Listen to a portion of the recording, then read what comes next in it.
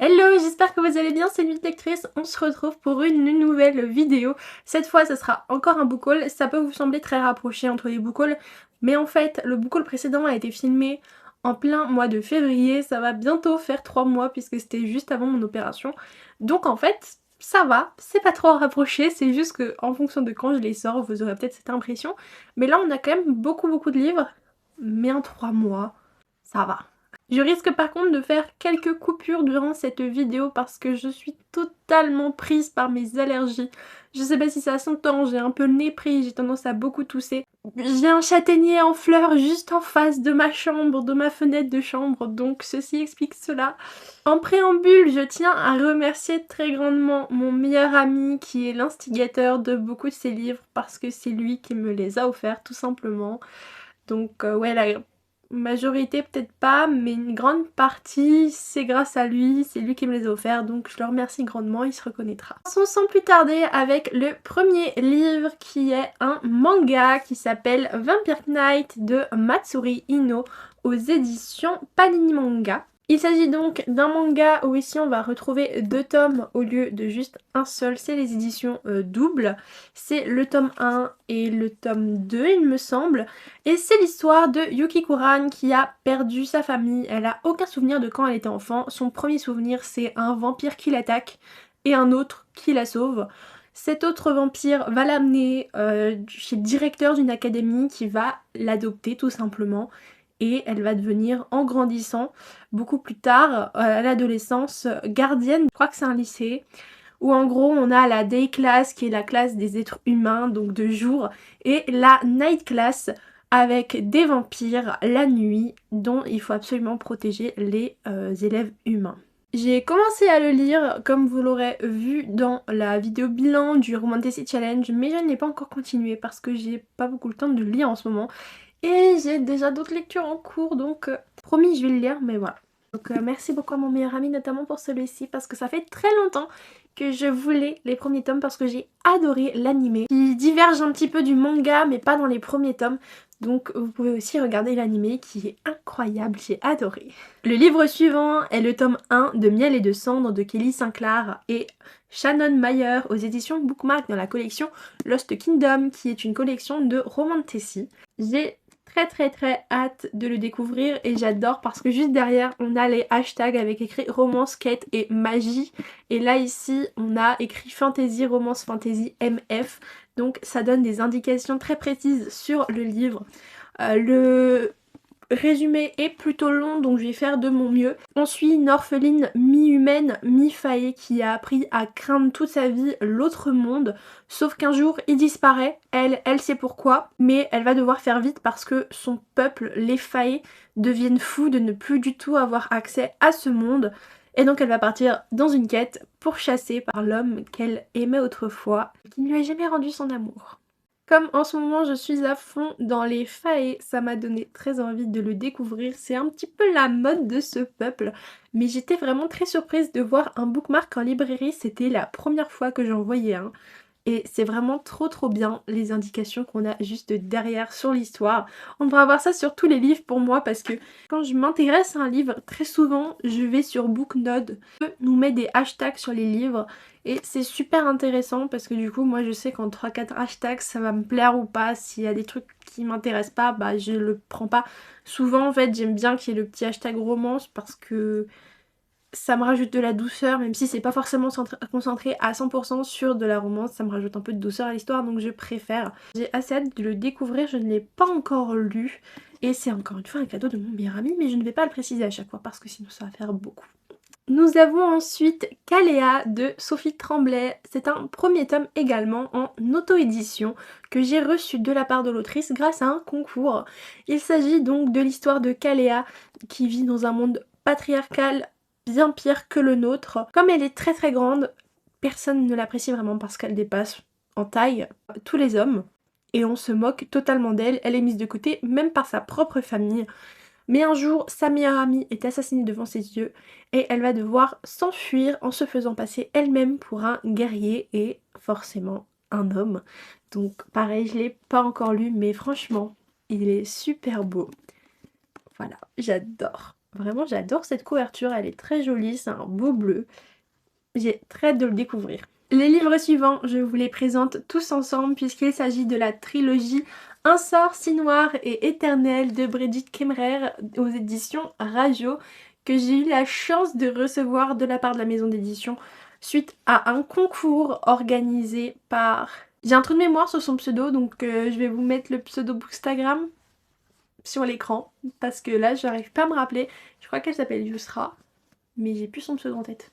On a donc là le tome 3, le tome 2 et le tome 1 qui est un pavé. Ils sont de moins en moins gros, mais ils sont quand même assez gros tous ensemble. Et c'est une réécriture de La Belle et la Bête que j'avais très envie de lire, mais ça faisait un petit peu cher, 20 € le tome, ça fait quand même, là j'ai quand même, et du coup économisé grâce à ce concours, 60 €.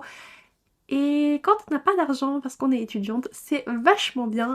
Donc j'en suis très très heureuse. J'avais vraiment très envie de les lire parce que La Belle et la Bête, c'est mon conte favori de tous les temps, si vous saviez à quel point. J'aime La Belle et la Bête. J'aime toutes les versions de La Belle et la Bête. Même la 1945 version française, je l'adore. Et je pense qu'il n'y en a pas beaucoup qui ont dû voir cette version. J'avais très envie de le découvrir. C'est une réécriture qui se passe à Washington, mais qui après se transpose dans notre monde, donc c'est pas tout à fait de la fantasy. C'est fantastique, ça devient fantasy, je crois qu'après elle ne revient pas du tout dans le monde humain, mais au début ça se passe dans notre monde à nous, et après ça se transpose dans un autre univers. J'ai vraiment hâte de lire tout ça, mais ça fait beaucoup de lecture là, et j'ai pas le temps malheureusement, mais j'ai tellement envie de m'y mettre si vous saviez à quel point, parce que je l'attendais, j'étais trop impatiente. Il y a pas si longtemps je crois, le tome 1 est sorti en poche en librairie. Je savais que je devais recevoir la trilogie, mais j'ai dû me faire violence pour ne pas craquer parce que je voulais le lire. Mais bon, comme je savais que j'avais pas le temps de le lire dans l'immédiat, j'ai attendu de les recevoir. Et je suis trop contente, ils sont trop beaux.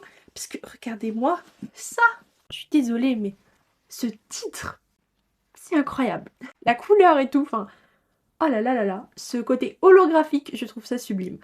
Le suivant, il s'agit de La chasseuse et l'alchimiste de Alison Saft aux éditions Big Bang avec un relié. Vous l'avez vu normalement dans ma vidéo précédente et il est incroyable. Voilà, ici on a le dragon qui sont censés aller chasser. J'ai commencé à le lire aujourd'hui, j'en suis vraiment au tout début. Je sais pas si vous voyez où va le signer, mais j'en suis vraiment là. Même pas fini le chapitre 1 parce que c'est la lecture commune organisée par la bouquinade à laquelle je suis en train de participer. Donc je le découvre vraiment que maintenant, mais j'avais tellement hâte. Quand on l'a vu passer sur le Instagram du YA Club, j'étais en mode oh, il est trop beau, il me le faut. Je l'ai dit à mon frère, je l'ai dit à ma mère et du coup bah, je me le suis pris. Le seul défaut c'est qu'ici c'est écrit mais pas en doré, ça c'est dommage. Mais il est sublime et il a l'air très bien, j'aime bien pour l'instant le début. Je vais le continuer juste après cette vidéo et j'ai trop hâte. Le livre suivant est Violet Made of Thorns de Gina Chen aux éditions Robert Laffont dans la collection R. C'est une romantasy encore.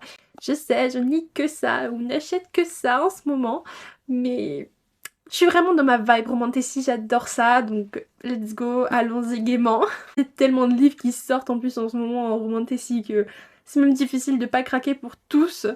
Là on suit donc dans cette histoire Violette qui est une prophétesse et une menteuse, elle a l'habitude de mentir, sauf que le futur roi qui est donc le prince s'avère vouloir la virer tout simplement, il veut pas la garder. Il veut lui enlever son pouvoir de prophétesse une fois qu'il sera sur le trône. Sauf qu'elle le sait maudit, qu'elle va devoir tout faire pour à la fois lutter contre l'attirance qu'elle ressent pour lui et sauver le monde, ce qui est quand même pas une mince affaire. Il fait à peine 400 pages, donc ça m'a l'air assez court. Vous savez à quel point j'ai hâte d'avoir le temps de me mettre vraiment à lire pour tous les dévorer, parce que là j'ai une palle qui en effet n'arrête pas de s'allonger, mais vraiment beaucoup. Mais ils m'intéressent tous en plus, vraiment j'ai tous envie de les lire. Mais j'ai pas le temps, donnez-moi le temps. C'est bientôt les examens, ce sera bientôt fini, let's go. Passons au suivant et il s'agit de Éclat dormant de Alix E. Harrow dans la collection Le Rayon Imaginaire de chez Hachette. Le résumé, je vais avoir du mal à vous le faire parce qu'il fait littéralement 3 lignes, donc je vais vous le lire. Zinnia, 21 ans ce soir, mourante bientôt. Soudain, sa vie bascule dans l'univers des Belles Endormies. Une réinvention passionnante, subversive et féministe de La Belle au bois dormant. C'est donc une réécriture de La Belle au bois dormant, je crois que c'est encore une fois une réécriture contemporaine qui est extrêmement courte, il fait 200 pages et j'espère le lire aussi très vite parce qu'il est écrit gros. Enfin je veux dire, c'est pas écrit petit comme à l'arrière, c'est pas du tout écrit petit, donc je pense que ça se dévore.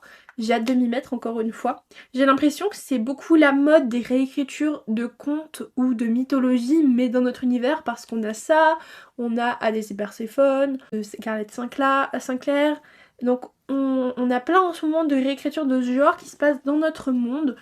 Je sais pas si je vais aimer, j'espère, on verra bien, mais j'ai très hâte. Il est encore une fois très beau, donc avec ce rouge comme ça là, c'est incroyable. Bref, oh là là.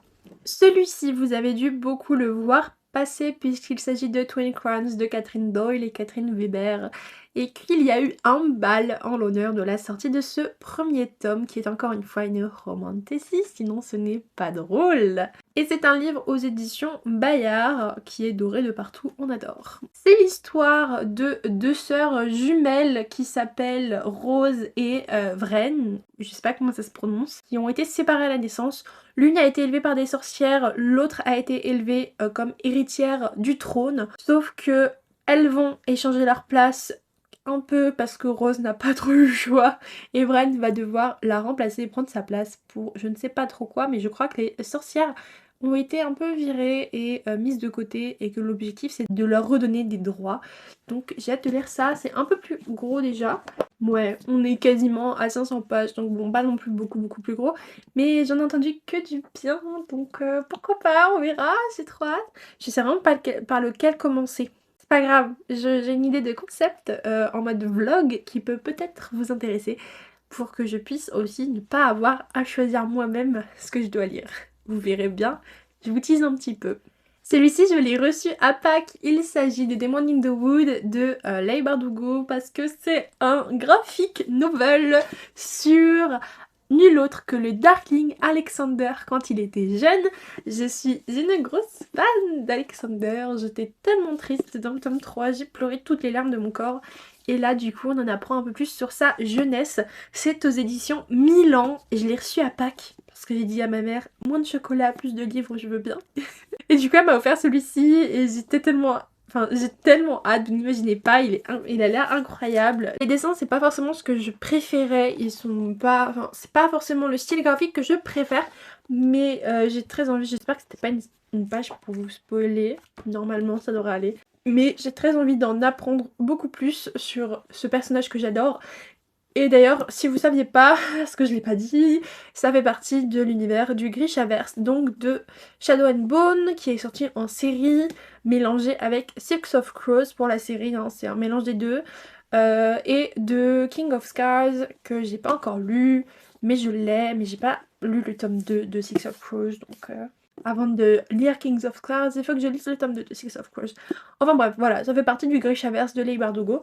Et les dessins ont été faits par Danny Pendergast. Voilà pour toutes les infos sur ce livre. On approche tout doucement de la fin et le livre suivant est incroyable et je ne l'aurais jamais pris sans le pass culture. Il s'agit du Pont des Tempêtes de Daniel L. Jensen aux éditions Brajlon. Voilà, j'ai clairement pris en relié avec le pass culture parce qu'il y a un jaspage absolument incroyable et que le livre est juste très beau, hein. Mais 28 € pour ça, pour quelque chose qui n'a carrément rien sur la 4e de couverture, ça fait un peu mal parce que je trouve que pour des qualités assez semblables, de Saxus fait beaucoup moins cher parce qu'ils se sont vachement améliorés maintenant. Ils écoutent beaucoup plus les commentaires de leurs lecteurs et donc ont vraiment level up et tout changé de fournisseurs et compagnie. Donc vraiment ils ont fait beaucoup mieux pour des prix qui sont 4 € moins chers quasiment ou 3 € moins chers puisque lui est à 28 €. Ça fait très mal. Donc voilà, merci le pass culture parce que sinon je ne l'aurais jamais acheté. Voilà, après on a une jaquette qui est très jolie. Si vous voulez, je vous l'ai présenté en détail dans ma vidéo de mes plus beaux livres qui est ma vidéo juste précédente. C'est l'histoire de Lara qui est un peu la botte secrète de son père. Elle sait qu'un roi est son ennemi juré et elle va lui être promise. Parce que ce fameux roi en fait possède le royaume par lequel il n'est pas possible d'échapper si on veut faire du commerce avec les royaumes. En fait, c'est séparé tout simplement par un pont, d'où le pont des tempêtes. Et ces deux-là remontent ici aussi, un peu plus adulte je suppose, puisque c'est chez Brajlon et pas chez Big Bang. Mais vraiment, le prix me fait mal quand même, je suis désolée, mais 28 €, je trouve que c'est très très cher. Je veux dire, le livre n'est pas très épais quoi, le livre fait même pas 400 pages. C'est super cher pour moi, hein. Je trouve ça très onéreux, donc vraiment sans le pass culture je ne l'aurais jamais pris. Mais on ne peut pas le reprocher, ce chasse-page est très beau, hein, mais bon, ça justifie pas tout pour moi. L'avant-dernier livre de ce book haul est Stealing Infinity de Alison Noël aux éditions Michel Lafon, qui a une couverture vraiment très très jolie, j'aime beaucoup. On n'a pas le nom de la protagoniste, mais je crois à comprendre que c'est une fille. Elle est dans un pensionnat et on lui dit qu'elle a un don et elle doit voyager dans le temps pour récupérer quelque chose pour le directeur de ce pensionnat. Donc c'est intriguant, on ne sait pas beaucoup de choses avec ce résumé. Et c'est un petit pas pavé, mais c'est déjà un livre avec pas mal de pages, donc j'ai très très hâte de lire tout ça. J'avoue, j'ai un petit peu craqué parce que la couverture est trop belle. Mais je l'ai vu un tout petit peu passer, il me semble, dans sa version VO, donc c'est peut-être aussi pour ça. Regardez-moi la 4e de couverture, le détail est absolument trop beau, enfin on comprend bien qu'il y a du voyage dans le temps, Stealing Infinity. Le titre en dit peut-être beaucoup. En tout cas, un beau travail éditorial, je trouve, de la part des éditions Michel Lafon. Et le dernier pour la route, je suis trop contente de le posséder enfin, parce que je l'ai lu de base en livre audio. Je l'ai adoré. Je ne le possédais pas en version papier. Et il y a eu la version collector. Donc j'ai pris la version collector et maintenant j'attends la version collector du tome 2 et du tome 3. Il s'agit de La passeuse de mots de Alric et Jennifer Twice aux éditions Hachette. Il est incroyable, c'est un vrai pavé celui-là, je peux le dire parce qu'il fait quasiment 800 pages je crois ou 700 pages, donc c'est vraiment quand même un gros livre que j'ai beaucoup aimé. Vraiment, en tout cas je vous recommande grandement la version audio qui est incroyable, vraiment très bonne. Il est sublime, je l'adore. Je l'adore. Il a un signet juste là. Il est, par contre, lui, il mérite vraiment son prix parce qu'il est de partout, il y a quelque chose. Alors, il n'y a certes pas de jaquette, mais il n'y a pas un seul côté de ce roman qui a été oublié, que ce soit la tranche, le dos. On a une phrase qui nous dit dans le royaume de Helios, les mots ont un pouvoir. C'est en doré et encore une fois, il y a du relief. Mais il est incroyable! Voilà, qu'est-ce que vous voulez que je vous dise? Il est incroyable, je vous l'ai présenté encore dans mes vidéos précédentes. Je l'adore, il est trop beau, je suis trop contente de le posséder. Voilà, on va faire un truc ensemble. Je l'ai ouvert pour la première fois. Je l'ai ouvert pour la première fois puisque je l'ai déjà lu en audio. Mais il est trop beau. Enfin, vraiment, il est incroyable. Le travail éditorial dessus, je l'adore. Merci beaucoup Hachette Roman d'avoir fait ça. Mais maintenant, on attend le tome suivant. Il y a un effet vieux livre que j'adore dedans. Donc, je suis amoureuse. C'est bon, je suis amoureuse. Et ce sera tout pour cette vidéo, je vous remercie grandement de votre visionnage. N'hésitez pas à me dire si vous avez lu un de ces livres et lequel vous me conseillez en priorité. Est-ce que éventuellement un concept de vlog lecture où je lis 2-3 livres en les piochant, ça peut vous intéresser ou pas? Dites-moi ça dans les commentaires. Moi je vous dis à dans 2 semaines, c'était une vie de lectrice. Bye tout le monde!